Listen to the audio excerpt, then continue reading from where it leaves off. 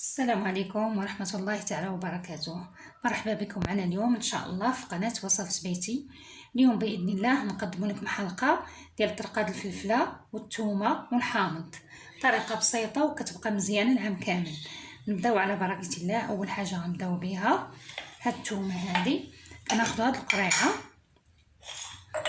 كناخدو الثومة كنقاها كنحكوها في هاد الحكاكة بحال هاك.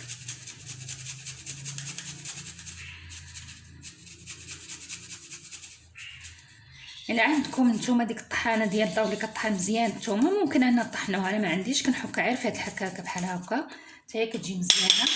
وهذه هي الطريقه المعتمده عندي انا من زمان ديال الثومه، كتجيني ساهله وملي كترقد كتعطي واحد النسمه اللي هي زوينه بزاف. كنولي نستعمل منها كميه قليله. بسم الله.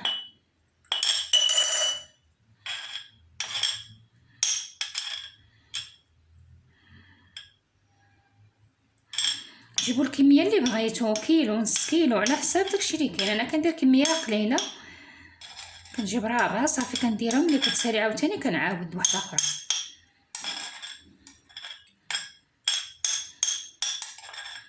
كنرقدها بحال هكا وكنديرها غير في الباب ديال الثلاجه، ما كنديرهاش في فريغو. كتبقى مده طويله وكتجي زوينه في الطياب، بخصوص الدجاج والحوت كتعطي واحد النسمه زوينه بزاف.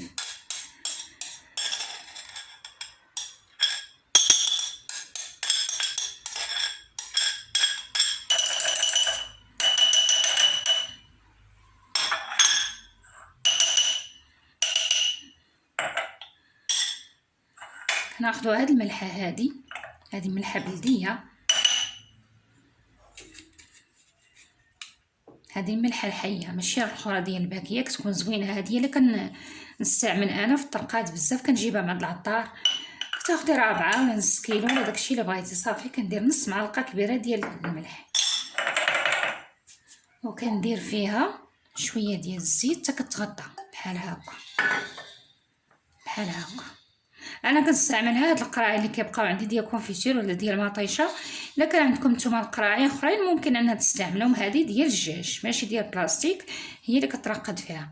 صافي وكنخليو الثومه ديالنا بحال هكا، ما كتخسر ما والو، وكنسدو عليها مزيان.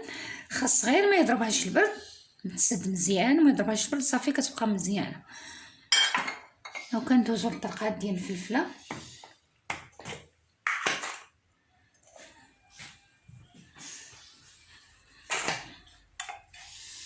هايدا هادشي اللي طاح لينا بعدا. الفلفله انا عندي مرقده من قبل كما كتشوفوا. هذه زيت البلديه وزيت رومي وشويه تاع الملح. ها هي الفلفله المرقده كما كتشوفوا، فلفله حاره. دابا غنزيد عليها هذه، كنحيدوا لها غير هاد الرويسات بحال هكا.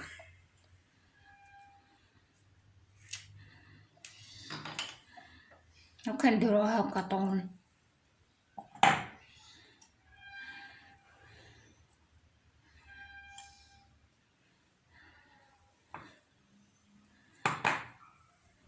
بحال هكا عمليه اللي هي بسيطه بزاف، وكتهنينا ان نبقاو عاد نجيبوها وعاد توصلي وعاد صافي كتكون موجوده عندنا اي وقت احتاجينها.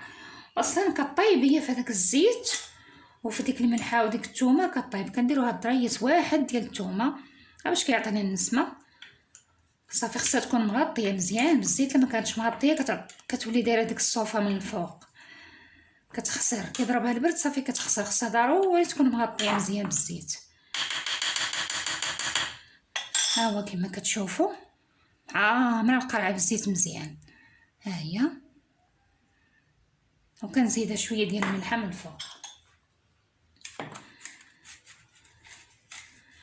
غندير ملعقه كبيره ديال الملح.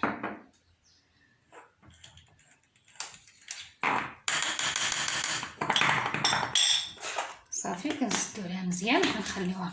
هذه حتى هي كنديروها في الثلاجه، كتبقى واحد الفتره حتى هي طويله. اصلا هي كطيب في هذا الزيت بحال كتخلل بحال شكل الخيار وبحال هذا الحامض. كتبقى الوقت اللي بغينا كنجبدو داك المزود كنديروه في طويجين وكنديرو في الماكله ديالنا، كيعطي واحد النسمه زوينه بزاف. وداك الزيت اللي بقى لينا ملي كتسالي الفلفله، داك الزيت اللي كيبقى كنستعملوه في الدجاج وفي الحوت.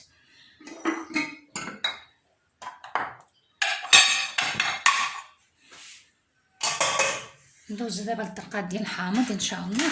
حامض كما كتشوفوا مقطع بحال هكا، قطعته انا هاك. كاين اللي كيخلي حامضه صاينه بحال هكا،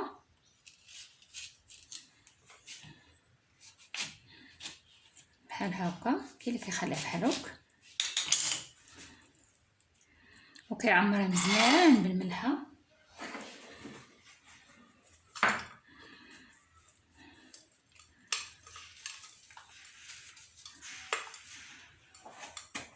وكما قلت لكم هاد الملحه هي اللي كتكون زوينه في الطرقات ديال الحامض، الملحه الحيه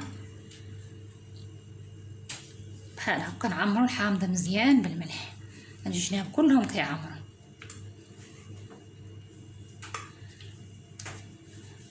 بحال هكا. كاين اللي كيدير هاد الطريقه بحال هكا كتبقى الحامضه صاينه، ولكن انا كنفضل نديرو بحال هكا طروف دغيا كيطيب. بسم الله. كندير شويه الملح في الاول، كندير طريفات بحال هكا هكا طروفه دغيا كيطيب، ما كيشدش الوقت بزاف. لكن زربانيني. اما بالنسبه بحال هكا الا كان حامضه صاينه نديروه كيبقى حتى العام كامل ماشي مشكل. كنديروا شويه تاع الملحه بين كل طبقه وطبقه، كنديروا الملح.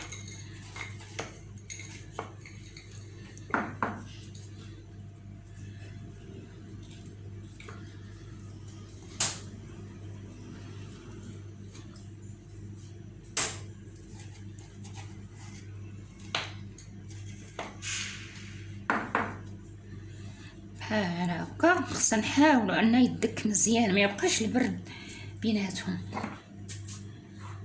صافي. كندير واحد النقيطه ديال الزيت البلديه، وكنديروا الزيت الرومي من الفوق واحد النقيطه. دائما الزيت من الفوق، لحقاش كما قلت لكم بحال الفلفله باش ما يديرش ديك القشره الفوقانيه من الفوق، ما كيصوفش، ما كنضربوا البرد كيصوف. الا درنا هاد النقيطه ديال الزيت كندير واحد البلاستيكه صافي، وكنسدو مزيان من بعد نغسلو قرعه ونقيوها صافي وكيبقى. ها هو كما كتشوفوا بحال هكا كله عامر ملح، طبقات ديال الملح، طبقات ديال الحامض. هذا تقريبا شهرين، شهر ونص صافي كيكون موجود لينا باش كنستعملوه.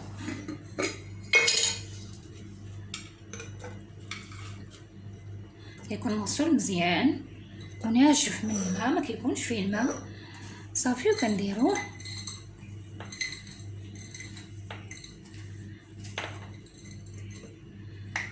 ونكثروا الملحه مزيان، لحقاش الملحه هي اللي كتصاوب لينا هادشي ديال طرقات الحامض والفلفله. الملحه هي اللي كتصاوبو، ما كتخليش يخسر. تقريبا درت نص قرعه ديال الملح. هاد الملحه كتكون مجهده بزاف. ها هي كما كتشوفوا. وندير دابا هادي اللي درتها كلها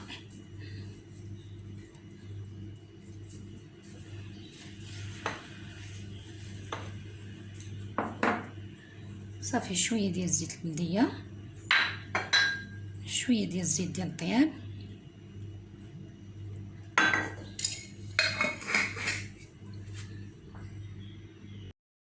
صافي. هما القرعات ديالنا غسلناهم ونشفناهم مزيان باش نديروهم في الثلاجه نقيين. كما كتشوفوا ها هي الفلفله، الحامض، وهاد الثومه كما قلت لكم كتبقى مزيانه. هذه كتعطي واحد المفعول زوين هذه في الطياب.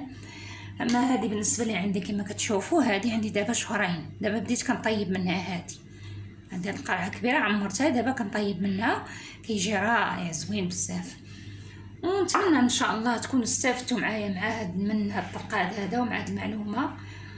ونتلاقاو ان شاء الله في حلقه اخرى باذن الله. والسلام عليكم ورحمه الله تعالى وبركاته.